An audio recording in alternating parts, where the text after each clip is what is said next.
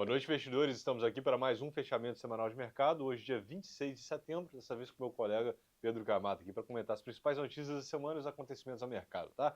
Como tradição, começando lá de fora, os principais dados que saíram na semana foram dados de atividade e inflação vindo dos Estados Unidos. Esses dados são muito importantes porque recomeçamos o corte de juros lá nos Estados Unidos. Esses dados são essenciais para entender a magnitude e a distância onde esses cortes podem ir, tá?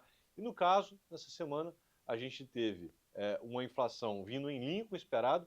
Entretanto, o esperado já era uma inflexão da inflação voltando a subir um pouco, o que joga contra o Banco Central americano no ciclo de corte de juros, né?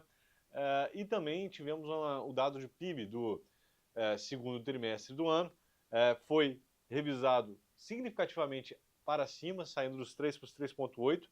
Importante ressaltar que a principal responsável, apesar de ter um pouquinho da questão das importações vindo da guerra tarifária, o principal responsável por essa revisão altista foi consumo das famílias, que veio significativamente acima do esperado, indicando que uma economia americana bastante pujante, apesar da fraqueza do mercado de trabalho que a gente vem observando nos últimos dados, tá?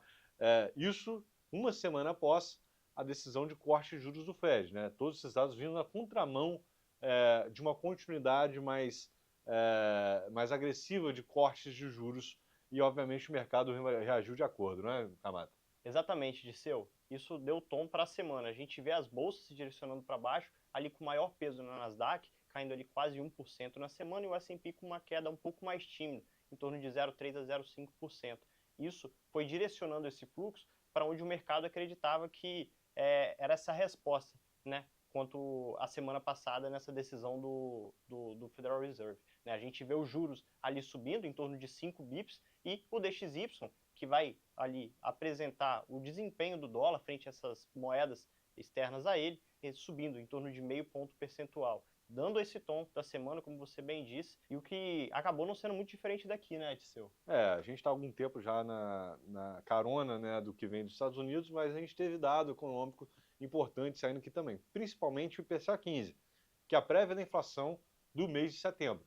Recapitulando que o IPCA de agosto foi uma deflação forte, isso porque a gente teve o bônus da IPU, que acontece uma vez ao ano, e dá um desconto significativamente alto nas contas de luz de todo mundo.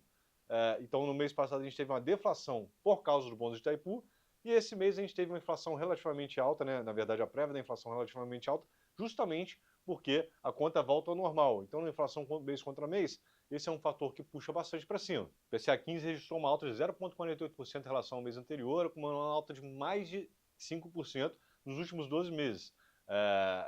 Mas, explicado aqui, justamente por causa desse fator da bônus de Itaipu. De dado econômico foi isso, a gente teve alguns ruídos, né, no campo político, principalmente ali um boato que saiu a respeito de uma definição de uma candidatura do Tarcísio, que logo depois foi demitida pelo filho do presidente Bolsonaro. Isso mexeu um pouquinho com o mercado.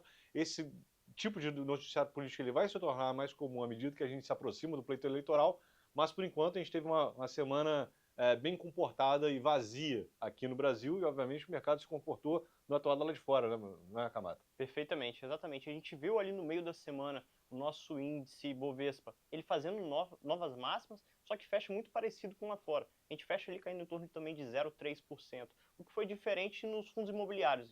Eles subiram com essa mesma magnitude, mas frente ao movimento de juros, que o nosso acompanhou lá fora. A gente subiu ali com a semana próximo a 1%, acompanhando o movimento de juros lá fora, né? Aqui a gente também subiu ali em torno de quase 1%, nosso vértice de 10 anos, e o dólar, ele acompanhou esse mesmo movimento DXY lá fora, né? A gente vê uma semana de dólar para cima, fechando ali em torno de 5,34, 5,35, né? É um dólar que a gente viu se aproximando, ele operando ali abaixo dos 5,30, né? E eu acho que agora a gente tem que ficar com a atenção voltada para a semana que vem, né, Disseu? Exatamente, a agenda da semana que vem vai ser crucial. Afinal de contas, essa semana a gente teve dados de atividade e inflação jogando contra uma queda de juros nos Estados Unidos, mas na semana que vem a gente vai ter o payroll, a gente vai ter o JOLTS, são dados de mercado de trabalho americanos que se justificam e embasam a decisão do Fed de cortar juros. E esses dados vão ser determinantes para entender o que vai prevalecer na balança de risco do Fed na hora de tomar a decisão daqui a 40 dias, novamente, se eles prosseguem com o corte de juros. Além dos dados de mercado de trabalho dos Estados Unidos, a gente também vai ter dados de mercado aqui no Brasil. A gente vai ter o CAGED sendo divulgado aqui na semana que vem.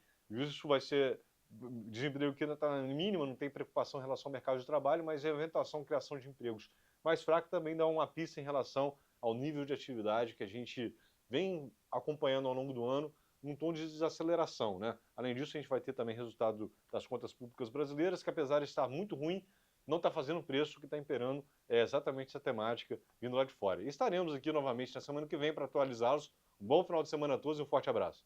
Um abraço. Tchau, tchau.